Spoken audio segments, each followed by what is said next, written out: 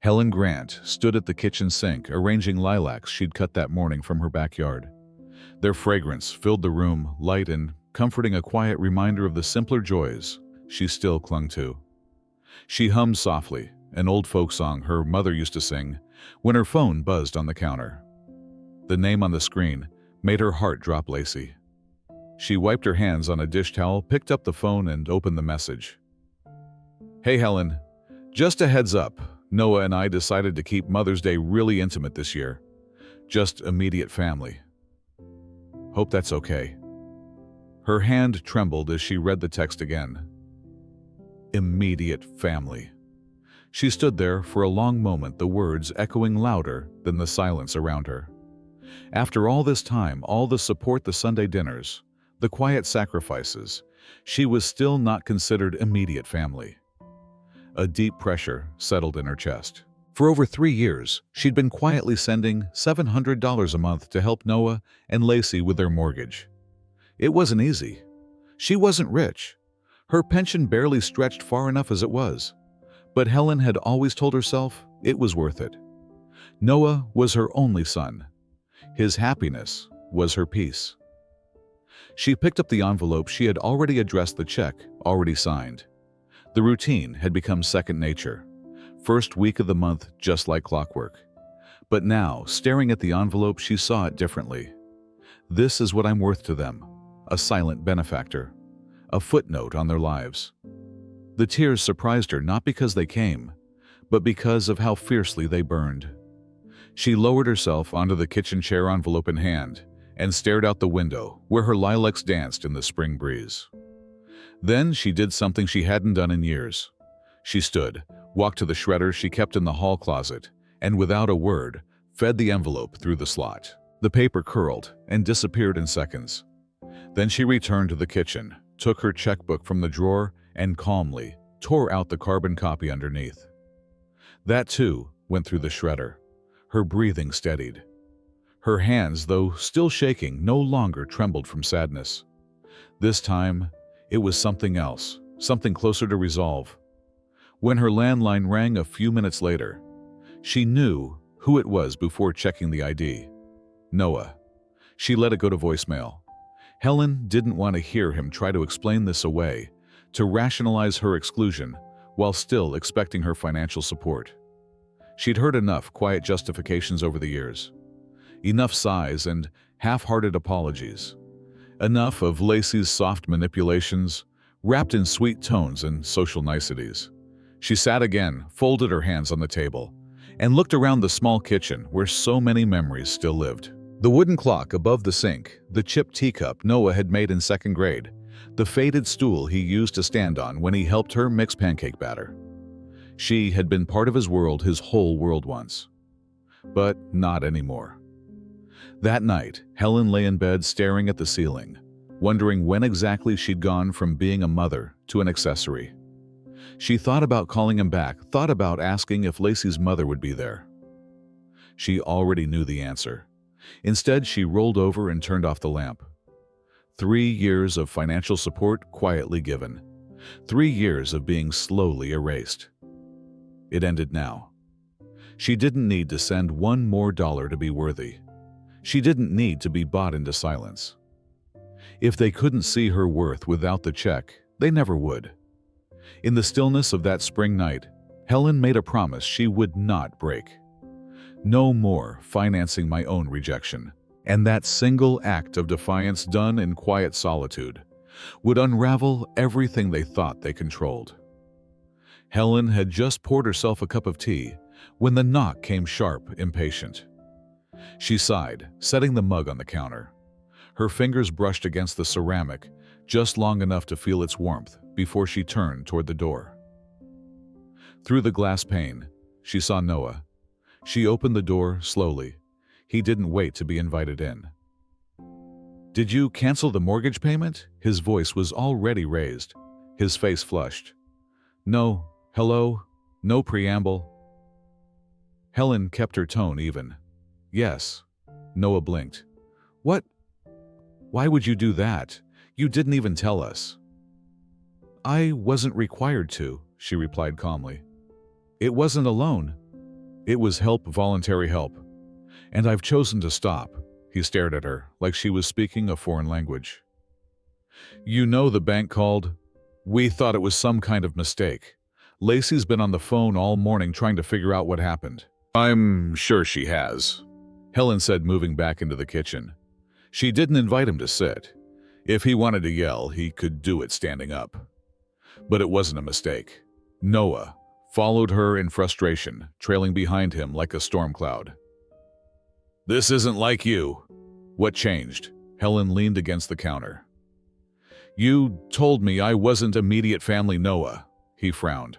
I never said that. No, Lacey did.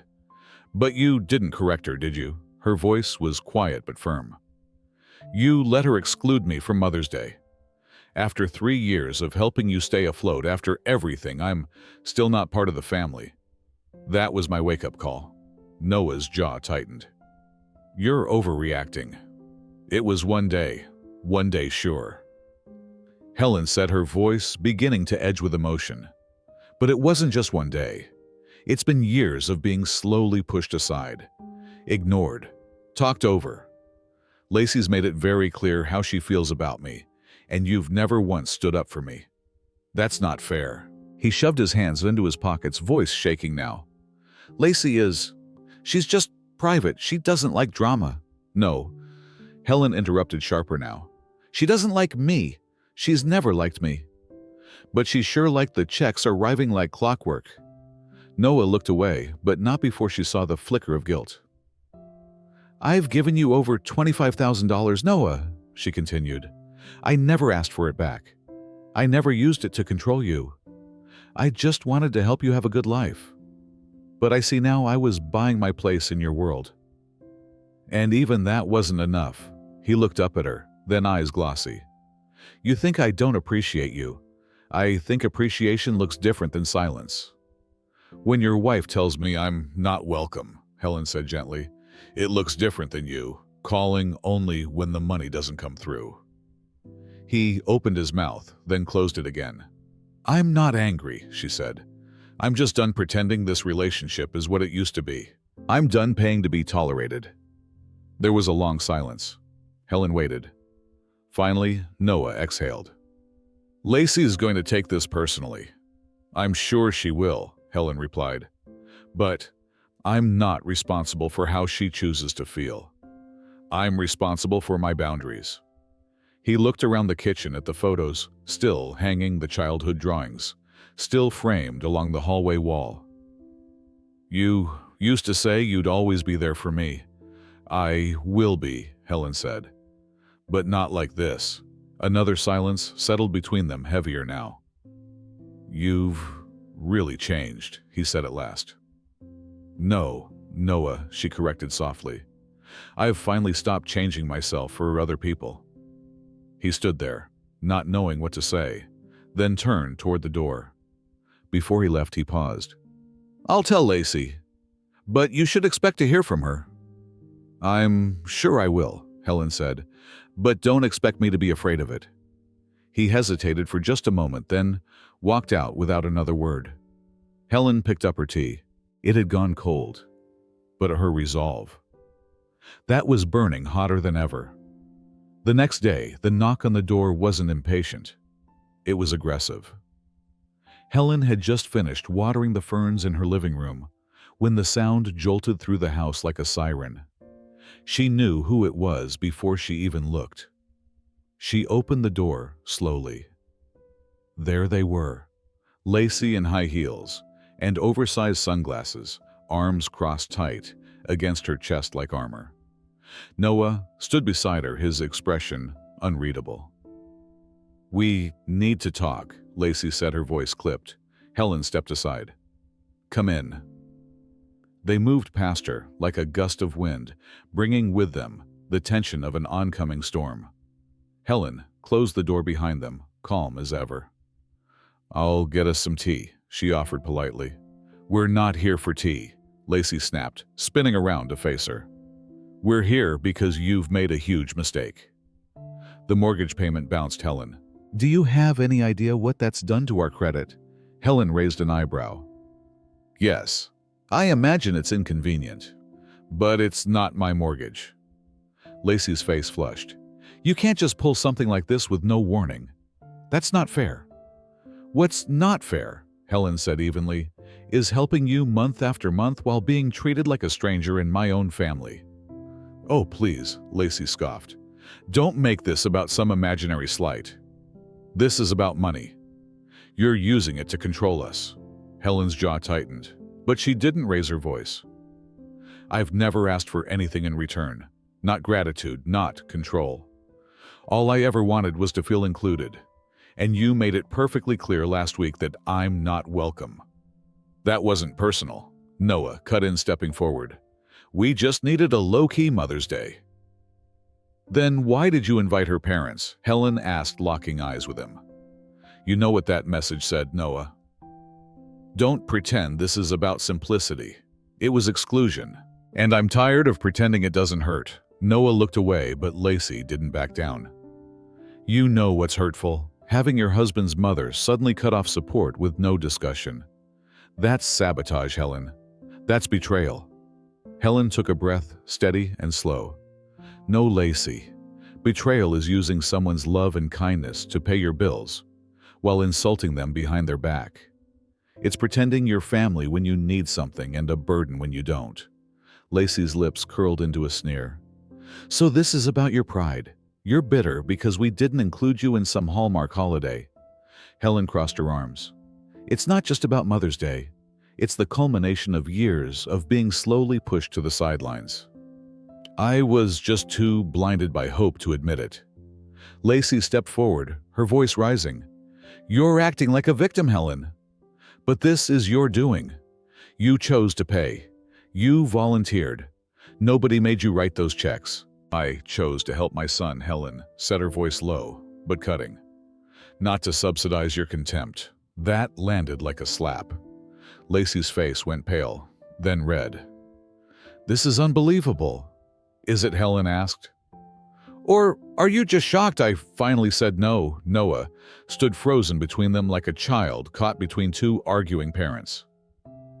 Can we all just calm down? He asked, voice cracking. This doesn't have to turn into a war, but it already had. Lacey stepped back, her hand already reaching for her purse. You'll regret this, and when the mortgage falls through, that'll be on you. Helen didn't flinch. Maybe. But I'll be able to sleep at night. Noah looked at her, searching her face for softness. You're really not going to change your mind. Helen shook her head. No, I'm not. There was nothing else to say. Lacey stormed out first, heels clicking furiously on the hardwood. Noah lingered a moment longer, his expression pained. I didn't want it to come to this, he said. Helen nodded, her voice gentle. Neither did I. He turned without another word and closed the door behind him. The slam echoed through the house like a final verdict. Helen stood in the silence, her heart heavy but her spine straight. The bridge hadn't just burned. It had collapsed. The first sign something was off came early the next morning. Helen's phone buzzed relentlessly. Texts, missed calls, notifications from people she hadn't heard from in years. Cousins, in-laws, church friends. Some messages were short and cryptic.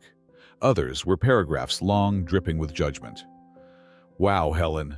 Didn't know you were capable of this. You should be ashamed. Lacey's been through so much. Why are you making it worse? It wasn't until Helen opened Facebook that she saw the source. Lacey had posted a long, meticulously crafted message on her profile, public of course, with a carefully chosen photo of her and Noah smiling arm in arm at a family barbecue. The caption read, "Some of you may have heard, and for those who haven't, it's with a heavy heart that I share this. For years, Noah and I have struggled privately with controlling and hurtful behavior from a close family member. Last week, that person suddenly cut off financial support without notice.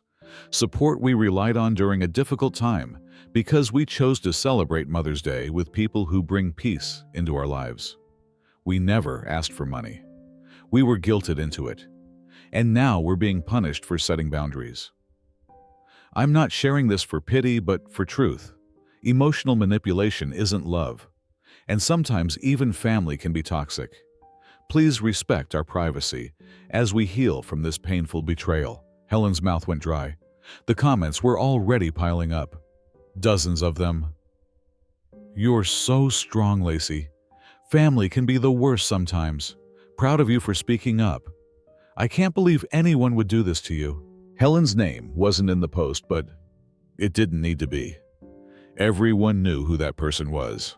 By mid-morning, Helen had 46 unread messages and 9 voicemails.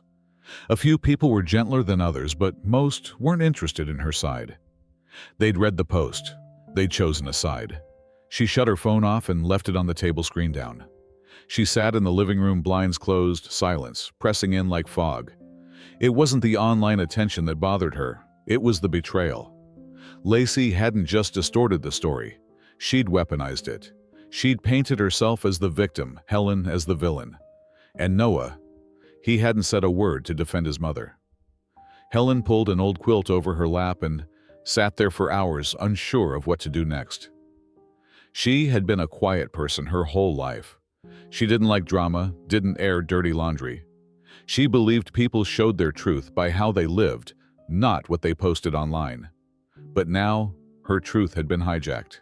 The landline rang just after noon. For a moment, Helen considered letting it go to voicemail again. But something told her to answer. "Hello, Helen. It's Mary." Her sister's voice cut through the fog like a lighthouse in the dark. "I saw Lacey's post. What the hell is going on?" Helen exhaled, her voice shaky. "She's turning the whole family against me." "Well, I'm not family if believing that nonsense is part of the deal." Mary's tone was firm. "I know you. You don't cut people off unless they leave you no choice." Helen's throat tightened. "It's true. I stopped the mortgage payments. But not out of spite.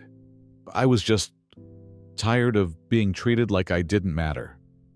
Mary listened in silence as Helen explained about the Mother's Day text, the exclusion, the confrontation, and now the fallout. When Helen finished, Mary's response was immediate. "I always thought there was something off about that woman. Too polished, too careful. And Noah, poor Noah, he's so deep in it he can't even see the manipulation." "I don't know if I'll ever get him back," Helen whispered. "I don't know if I want to anymore." Mary paused. "He's still your boy. Deep down he knows who you are. He just has to find his way back." Helen nodded, even though her sister couldn't see her. "Thank you for calling. I really needed someone to believe me." "Of course," Mary said. "You're not alone, Helen. Don't let her make you feel like you are." As the call ended, Helen sat a little straighter. The war had gone public, but at least now she wasn't fighting it in silence. It was nearly dusk when the call came, an unfamiliar number flashing on Helen's landline. She hesitated before answering, her nerves still raw from the social media ambush. Probably another relative calling to scold her, she thought. Still, something compelled her to pick up. "Hello, hi. Is this Helen Grant?" "Yes." "Who's speaking?"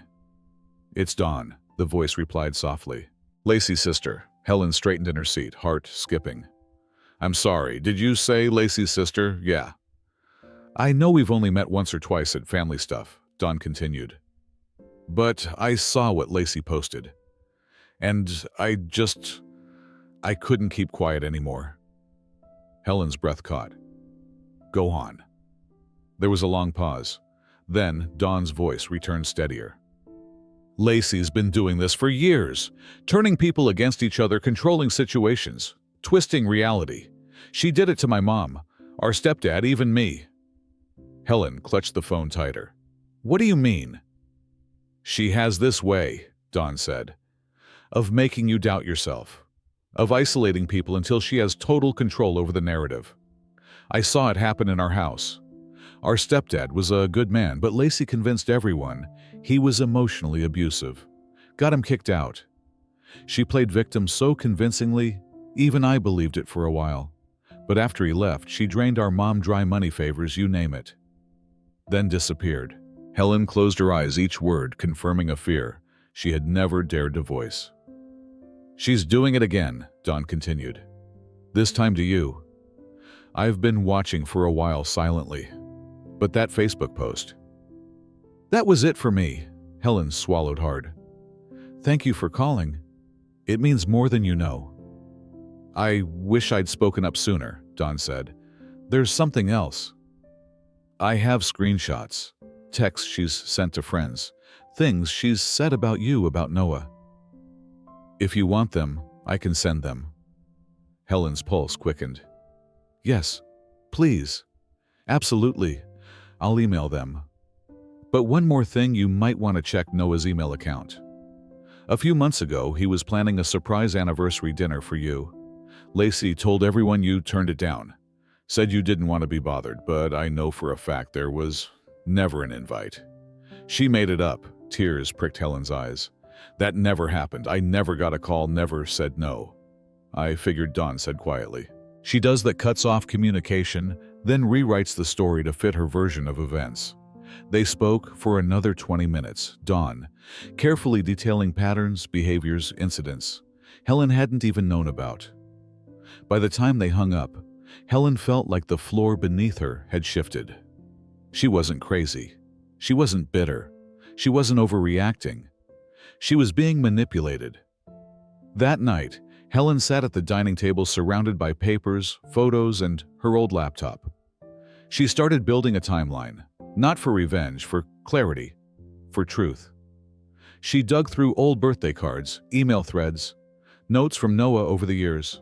At first, everything seemed fine, warm, grateful, loving. But somewhere around year 2 of his marriage, a shift appeared. Calls that used to come weekly dropped off. Invitations became sparse. Messages grew terse, formal. She pulled her bank records next every check she'd written, every deposit she'd made into their account. The numbers added up to over $25,000. And yet, she couldn't remember the last time they had thanked her in person. A ping from her laptop pulled her attention. An email from Dawn.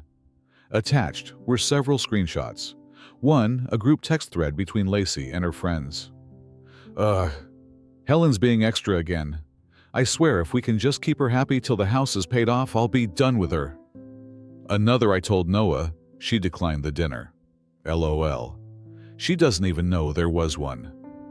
Helen read the messages with a sick knot in her stomach.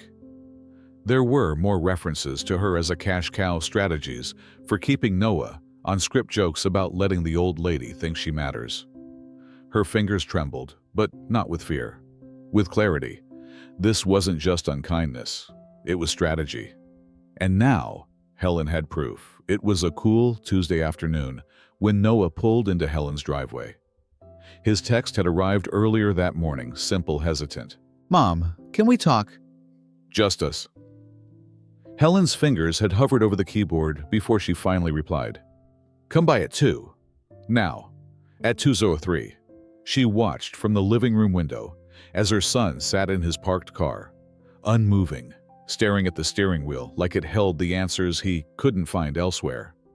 When he finally emerged, his shoulders were slouched, his movements slow. He looked older than his 32 years, tired in a way she hadn't seen before. Helen opened the door before he could knock. Come in, she said softly. Noah stepped inside. His eyes swept the room, taking in the stacks of folders, the photographs, the binders of printed emails and receipts, laid out across the coffee table like a war map. What is all this? He asked, voice barely above a whisper. Helen gestured toward the couch. The truth. He sat down heavily, rubbing the back of his neck. I don't know what I'm walking into, but I'm here. I'm listening. Helen handed him the first folder, a timeline. It started with the year he began dating Lacey, leading through their engagement, wedding, and the 3 years that followed. Highlighted were canceled plans, missed calls, sudden drop-offs in communication.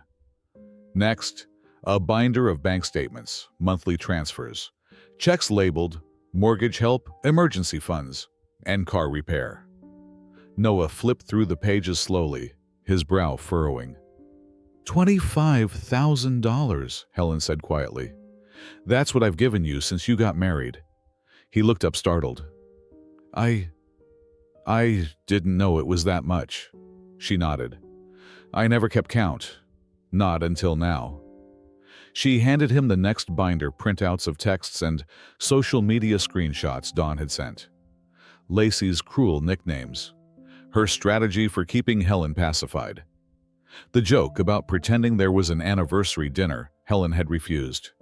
Noah's hands stilled. Where did you get these? From your sister-in-law, Helen replied. She reached out after seeing Lacey's Facebook post. She said she couldn't stay silent anymore.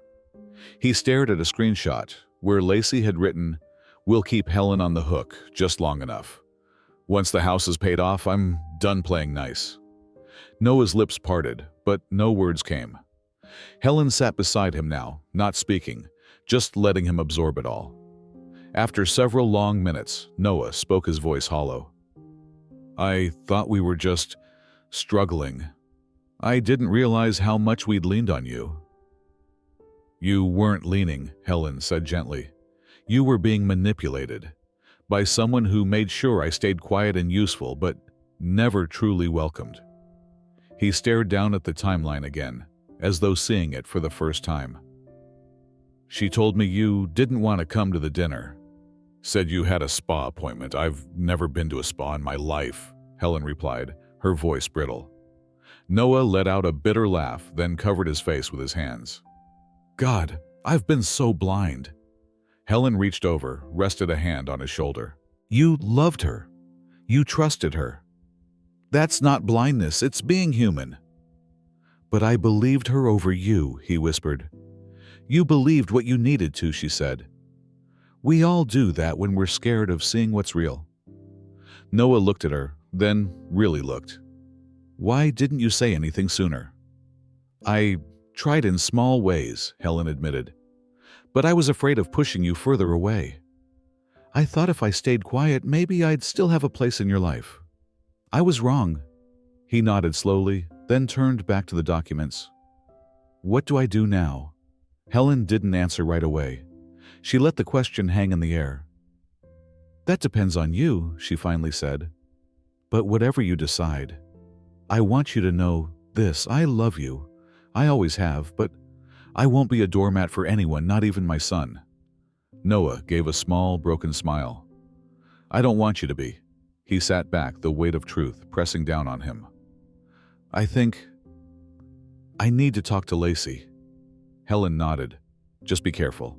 People like her don't take exposure lightly. I know, he said, but I can't unsee any of this now. And with that, the illusion shattered. Noah finally saw the woman he married, not the partner he thought she was, but the architect of a careful, cruel lie. The squeal of tires announced her arrival before the door even opened. Helen was seated calmly in her armchair, tea in hand, when Lacey burst into the living room without knocking. Her heels clicked like gunshots on the hardwood floor, hair slightly disheveled, her eyes burning with fury. What the hell is going on? She barked, glaring at Helen. You've poisoned him. Behind her, Noah stepped inside, quietly shutting the door with deliberate finality. He didn't say a word, didn't rush to calm her down, just stood tall, shoulders squared, watching his wife unravel. Helen didn't move from her chair. I offered him tea, she said coolly. You want some? Lacey spun toward Noah. You went to her behind my back. After everything we talked about, you know, she's manipulative. Noah didn't flinch. You want to talk about manipulation, Lacey? Fine. Let's talk. He walked past her and laid the binder of evidence on the coffee table. I've seen the texts, the posts, the plans, all of it. Her eyes flicked to the folder, then back to him. What are you talking about? I'm talking about how you referred to my mother as our cash cow. About how you planned to keep her on the hook until the house was paid off. About the anniversary dinner that never happened because you told people she declined it when there was never an invitation. Lacey's expression flickered surprise, then defiance. Where did you get that? Don Noah said. Your sister. She's tired of your lies too. Lacey's jaw dropped, stunned. That backstabbing little... She gave us the truth, Noah interrupted. Something you never did. Helen sat silently, letting her son speak, his voice steady and sure, now no longer clouded by guilt or confusion. You said Mom was dramatic, overbearing, but all she ever did was help us. And you twisted that into something shameful so you could control me. Lacey's tone turned sugary false. Noah, babe, you're confused. She's always had a way of making herself the victim. You know how emotional she gets. I'm not confused, he said firmly. I was blind. And now I see it, everything. How you isolated me from my family. Made me feel guilty for wanting a relationship with my own mother. While you laughed about her behind closed doors. You're choosing her over me, Lacey snapped, stepping closer. After everything we've built together, I'm choosing the truth, Noah replied. And the truth is, our marriage is built on manipulation, on lies, on using people. She scoffed, trying to regain control. So what, you're just going to take her side now? Let her control your life, with her guilt and pity. She hasn't controlled me once, Noah said, his voice like ice. She gave out of love. You took out of greed. Lacey's eyes burned. This is pathetic. You think this makes you noble, running to your mommy with a pile of bank statements and text messages? You're weak, Noah. You've always been weak. No, Helen said at last, standing. He's strong, strong enough to see through the performance, strong enough to walk away. Lacey's gaze darted between them, calculating. Fine, go ahead. Sit here with your perfect little parent-child fantasy. But don't come crawling back when you realize what you've lost. Noah took a breath. I already lost it. A long time ago, when I let you turn me against the woman who raised me. She stared at him, daring him to flinch. He didn't. I'm staying here tonight, he said simply. You should go. Lacey's eyes narrowed to slits. This isn't over. No, Helen said calmly. But your control is. Lacey opened the door so hard it banged into the wall, then stormed out without another word. Her car peeled out of the driveway in a flash of red and rage. The silence that followed was long and deep. Noah collapsed onto the couch, head in his hands. God, what have I been living in? Helen sat beside him, laying a gentle hand on his back. You've been surviving, honey. Now it's time to heal. And in that moment, for the first time in years, they sat on the same side of the truth. The scent of lavender and fresh soil floated through the morning air as Helen knelt in her garden, carefully pruning her rose bushes. The sun cast a soft golden light across the flower beds, and birds chirped somewhere in the distance. Her hands were dirt-streaked, her knees damp from the earth, but her heart, for the first time in years, felt light. It had been a long road. She didn't hear the car at first, but when the screen door creaked open behind her, she turned. There stood Noah, holding a small gift bag and wearing a genuine smile that crinkled the corners of his eyes. Happy Mother's Day, he said. Helen stood slowly, brushing off her hands. You remembered. Of course I did, he said, pulling her into a hug, tight, warm, unhurried. They stood that way for a long moment. Two people once torn apart by silence, now stitched back together by hard truths and second chances. He handed her the bag. Inside was a framed photo. Him as a boy sitting on her lap in the old porch swing, both of them grinning wildly, popsicles in hand. I found it while packing up, he said. Thought you might like to have it. Helen's throat tightened. It's perfect. They sat together on the same porch swing, now older, the paint slightly worn, but still sturdy, like them. So, the divorce is final, she asked gently. Noah nodded. 2 months ago. She made it ugly to the very end. But once Melissa came forward with those screenshots, everything changed. Helen remembered that day. Melissa, one of Lacey's closest friends, had sent Noah a file full of messages, conversations that revealed just how calculated Lacey's manipulation had been. Plans to isolate him, scripts on how to gaslight him, even strategies to milk sympathy online if things went south. The evidence was too damning to ignore. She fought for everything, Noah continued. The house alimony, even tried to make a claim for emotional damages. Said we conspired to destroy her. Helen raised an eyebrow. Let me guess, her lawyer didn't buy it. He quit halfway through, Noah chuckled. Said he doesn't represent liars. They sat in silence for a moment, watching the breeze rustle the hydrangeas lining the walkway. I've been seeing a therapist, Noah said finally. Twice a month. Helen looked over, proud but cautious. That's good. Is it helping a lot? He said. I'm learning how I got pulled in. How needing to be enough made me blind to all the red flags. She knew exactly what to say, how to make me feel seen, but only on her terms. Helen nodded slowly. She preyed on your kindness. That's not your fault. He took a deep breath. I also realized something else. For a long time, I felt like I had to be perfect for you. To make up for Dad leaving. To be the reason your sacrifices meant something. Helen's breath caught. Noah. I know you never asked that of me, he said quickly. But I felt it. And Lacey used that. She made me believe you were controlling me because I couldn't say no to you. But the truth is, you never asked for anything but honesty. Helen reached over and squeezed his hand. You've always been enough, Noah. Always. His shoulders relaxed, as if those words had loosened a weight he'd been carrying since childhood. Later that afternoon, they drove to a quiet bistro, tucked in the edge of town. Helen hadn't been out to a nice restaurant in years, but Noah insisted this was his treat. Over a glass of white wine and a plate of roasted salmon, they laughed. They talked about the future. Noah had found a small place 10 minutes from her home. Modest, but his.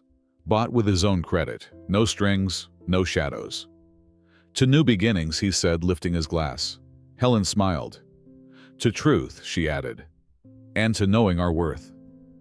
As the sun dipped below the horizon, casting warm amber light across the restaurant windows, Helen looked at her son, older, wiser, healing, and felt something she hadn't in years. Peace. That single check she had once canceled in a moment of heartbreak.